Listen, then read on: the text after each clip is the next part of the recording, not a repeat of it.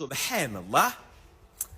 ó jẹ́ pé ẹni tó bá bú ànábì wa Muhammad sallallahu alayhi wa sallam ìdájọ́ rẹ̀ inú ìyà àtayé tí ó jẹ ni kí wọ́n pa.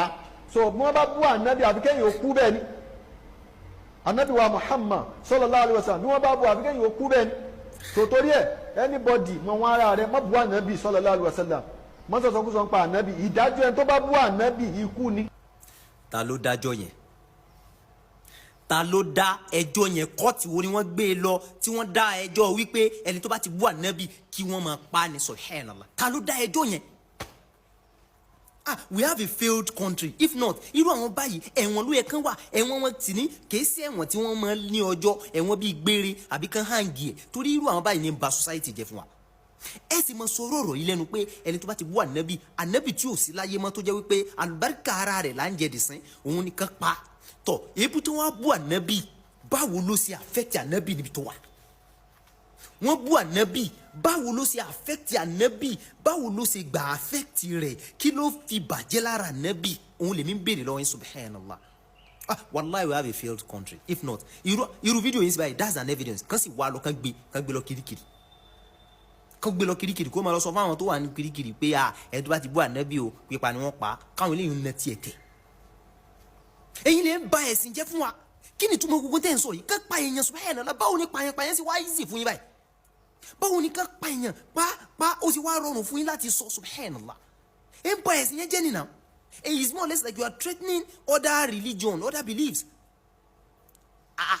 Tí wọ́n ti sẹ́ ok ọlọ́run tí wọ́n tó bá pa ẹni tó bá bú ànábì kí wọ́n pa, ẹni tó bá bú ọlọ́run kọ́ ní ayé irú ayé tá a wà yìí tó yẹ pé àwọn èèyàn kó wọn tiẹ̀ believe lórí ọlọ́run gan káti ẹ̀ tó wá pé ànábì wa Muhammad sallallahu alayhi wa sallam àtọlọ́run àtànábì wọ́n ń pe ọlọ́run ní ṣìgìdì, ọlọ́run ọba Allah àti wa wọ́n ń pe ní ṣìgìdì. Kí ni ká ṣe báwọn yẹn kí wọ́n tó bá tiẹ̀ ti jó mú pé kí wọ́n pa ẹni tó bá bú ànábì, kí ni ká wá ṣe fún ẹni tó bá bú ọlọ́run tiwa táwa believe lé lórí? Àbẹ́ẹ̀sì lórí social media kí ẹni bó ṣe ń bú àtọlọ́run àtànábì Muhammad. Gbogbo àwọn kan tẹ́ ń sọ yìí ẹ fi ń bà Ìsìlámù jẹ́ ni. Gbogbo àwọn kan tẹ́ ń sọ yìí ẹ fi ń a'udhu billah. Èébú tó bú ànábì báwo ló ṣe gbà affect ànábì? Báwo ló ṣe affect ànábì náà? Ànábì tó jẹ́ pé ànábì ti lọ, àlùbáríkà ànábì là wá ń jẹ dìsín. Àlùbáríkà ànábì tó Ọlọ́run ti dá síbẹ̀ látàyè kan tó bí bàbá ńlá bàbá tí yín, bàbá ńlá bàbá kú bàbá tí yín. Ẹ̀yin wá dé ẹni tó bá ti bú ànábì kan máa pa ẹ̀yẹn ni tó bá ti bú ànábì. Where do we get it wrong subhanallah? Àwọn wo rèé? Àwọn tó yẹ pé ó yẹ kí ìjọba gbé kí wọ́n wà nínú kirikiri kò yẹ kí jáde, because kéèyàn máa sọ̀rọ̀ ikú báyìí kó máa sọ pé ká ẹ pa. It is that easy for them to alter the statement. That is to tell you that these people could have been killed. Astaghfirullah. These people could have been buying people subhanallah. Why would he said it comfortably, he said it authoritatively. That's to tell you that he's probably allegedly doing it already. Ànábì ò sí láyé mọ́, àlùbáríkà ànábì là ń jẹ. Bọ́mọ wá bú ànábì, báwo ló ṣe gbà affect ànábì? Ẹ ń jẹ́ kí àwọn èèyàn máa rí ẹ̀sìn wa ní ẹ̀sìn pàyànpàyàn.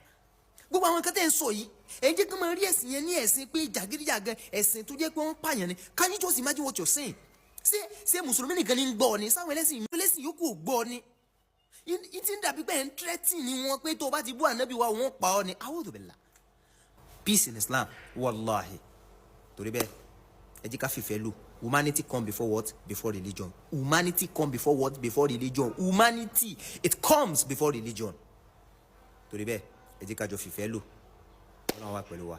Kò sí ní tí ń jẹ́ pààyàn ní Islam. Wallahi. Àwọn wèrè yìí àkànmọ́ bí tá ti já wa.